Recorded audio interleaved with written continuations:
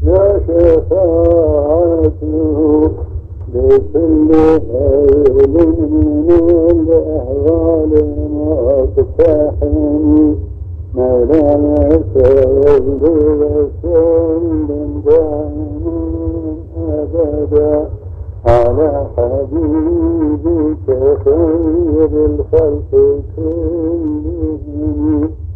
بسم الله الرحمن الرحيم.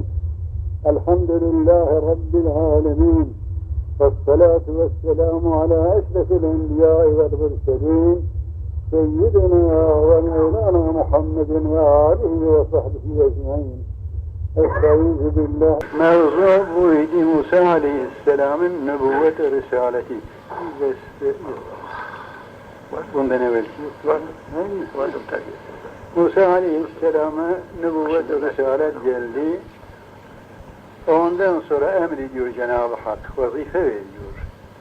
İzheb ente ve ahuke. Ey Musa, sen ve kardeşin, yani kardeşin de vazifelerdir seninle beraber. Bir ayati, benim bu ayetlerime, ayet alamet, mucize. 9 sene mucize vermiş Cenab-ı Hak Musa'ya. Hayatına görecekti ve sürdürdü. Bu mucizelerle beraber gidiniz Firavun'a. Ve la teniyâ fî zikri. Beni tefekkürden de gevşek olmayınız.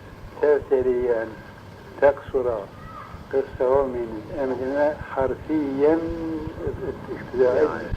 İzheba Harun ile Musa'ya ait. Bu arada kitap Musa'yadır çünkü asıl Musa'dır, Harun onun yardımcısıdır. Gerçi peygamberler oldu.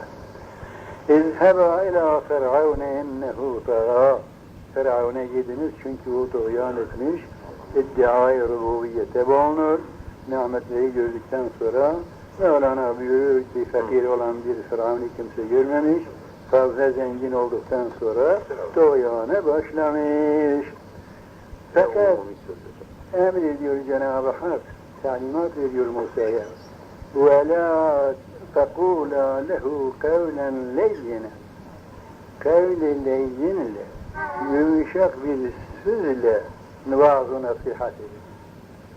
Gerçi bu Musa'nın zamanındadır. Allah Musa'ya diyor, fakat madem ki Kur'an-ı Azimüşşan'da zikrediyor, kıyamete kadar bize de aynıdır.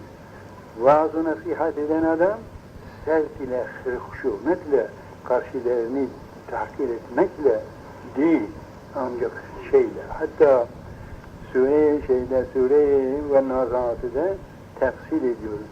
Mesela diyor, helleke ile antezekâ-i Firavun, istersin daha iyi olasın ve seni ister misin doğru bir yol göstereyim de sen helas olasın bu şekilde. Efendim kafir oldun, yanacaksın, hadi bakın sözünü dille gavursun. Böyle değil. İster misin helas olmak, ister misin daha doğru yola gelmek? Bu şekilde hemen oluyor. Kavli leyyinle söyleyiniz onun rücuğu için. لَعَلَّهُ يَتَذَكَّرُ اَوْ يَخْشَى. Belki mütezekkir, müttaiz olur, Allah'tan korkar da yüzünü çevirir. Bu Allah'ın ilminde var, yüzünü çevirmez ve küfür üzerine gidecek. Musa da bundan malumatlar idi. Çünkü Musa'nın duasının neticesidir Firavun'un gelmemesi, kalbinin arzusunun neticesidir. Yani Firavun'un tuğyanı Musa'nın kalbinin arzu etmemesinden dolayıdır. Gerçi Musa zahiren memurdu, Allah tarafından memur olduğu için emrederdi. Fakat onun kalbi de bu herifin cennet-i nimete nail olmasını hiç de istemezdi. Layık görmüyordu. Şimdi Musa Aleyhisselam ona gittiği zaman dedi ya Firavun, 4 şeyi vardır. Eğer iman edersen böyle, helleke en tezekka, ister misin iyi bir tahir temiz olasın, seni doğru bir yola getireyim diyor. Sana 4 tane büyük nimetler var. Nedir o nimetler diyor. Nimetin birisi, iman etsen, ihtiyar olmazsın, aynen böyle genç kalacaksın ta ölünceye kadar. Ömrün neyse gençlik gider. İkincisi, senin mülküne zeval olmaz, ölünceye kadar böyle hükümdar kalacaksın. 2. Üçüncüsü, vücudunda kuvvet noksanı olmaz. İhtiyar oldu mu kuvvetin noksanı olur, sana bu hal olmaz. Ben dua ederim, Allah da duamı kabul eder inşallah diyor.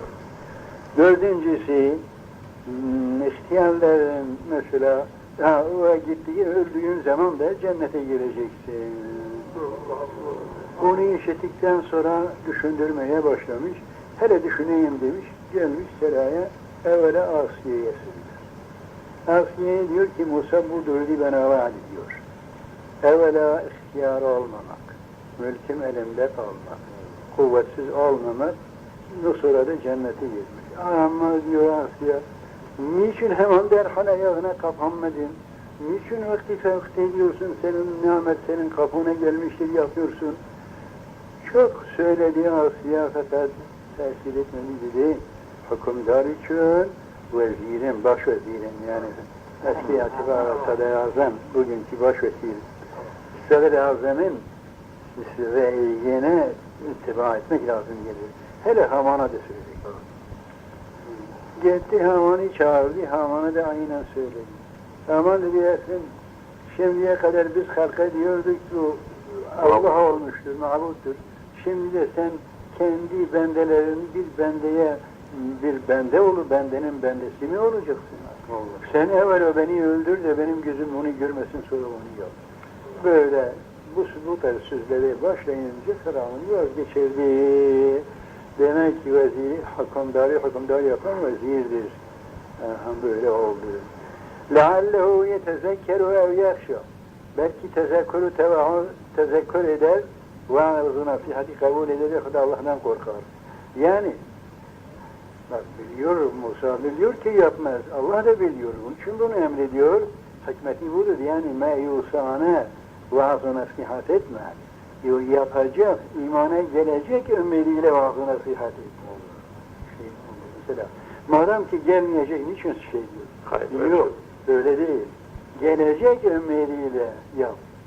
Ümitsizlik olarak vaazı nasihat etme. Mesela cemaate birçok münafıklar olabilir. Acaba efendim bu münafıklar artık yüzünü kaybetmiştir demek doğru değil. Bu onların eğer için nifakı varsa da ümmeyi de söyleyen adam belki hidayete gelir diye ümidiyle yapacaktır. Nitekim Musa biliyordu. Ne diyor ki Musa'nın şeyi, Firavun'un bu şeyi Musa'dan ediyor. Lakin Musa yine öyle vaaz edecek ki ümidi var gibi ümidi var. Yani meyus olarak vaaz etme. İsteksiz değil. Birisi diyor sen genç olursun ihtiyarlık olmaz. Olursun ihtiyarlık olmaz. İhtiyarlık olmaz. Evet. İkincisi senin mülkün elinde kalır kimse mülk-ü saltanetini elinden almaz. Ondan üçüncüsü yemeğin ve aile tekarrürünün lezzeti noksan olmaz. Noksan olmaz lezzeti. Dördüncü de cennete gireceksen öldüğün zaman. Musa Aleyhisselam Medyen'e gittiği zaman 12 yaşındaydı. 18 sene orada ikamet etmiş. 10 senede ücretle Şuayb Aleyhisselam'ın yanında çalışmış. 18, 12, 30. 10 senede ücretle çalışmış. 40 senede zaten peygamber oldu geldi. Çocuklar oldu mu? Bir oldu ya. Oldu. Bir oğlan dünyaya gelmiş. Şuayb Aleyhisselam gelmiş oradan almış götürmüş. Mehmet Musa Aleyhisselam Mısır'a geldi, yine Şuayb Aleyhisselam oğlan 12 yaşında gitti diyorsun. 12 yaşındaymış. Küçükmüş ama adam öldürdü ya. Ama adam o kazayla sileyi ordunu gitti. 12 yaşındayken? Kaçtı. Kaçtı bir zaman Medyen'den kaçtı 12 yaşında. Mısır'dan Medyen'e gitti. Mısır'dan Medyen'e. Medyen. Medyen İbrahim Aleyhisselam'ın bir oğludur. Onu bina ettiği için kendi namına izafe etmiş. O Medyen'e 12 yaşında. Orada ikamet etmiş 18 sene. Medyen'de. 10 sene de ücretle olmuş. Evvela ücret bittikten sonra 10 sene, 18 sene de memlekette kalmış. Yani 10 sene de diyelim, 18 sene de diyelim. 10 sene Ücretle 18 sene ikametle. 12, 18, 30 etti. 30. Şimdi 10 sene ücret. Değil mi? Oldu 22. 18 sene de ikamet etmiş ücretten sonra hizmetçilikten yani çobanlık işi bitti. Kendi herkes gibi o da memlekette oturdu. 40 sene, 40 yaşında. Oğlu öldü mü yoksa büyüdü mü? Öyle hayatta ama peygamber oldu mu olmadı mı? Ticaretle falan, surga işte meşgul o 18 sene her zaman. Herhalde bir şey vardır. Onlar çünkü evet. Kâle, şimdi böyle emri aldı. Peygamber oldu. Peygamber oldu. Şimdi bu emri aldılar.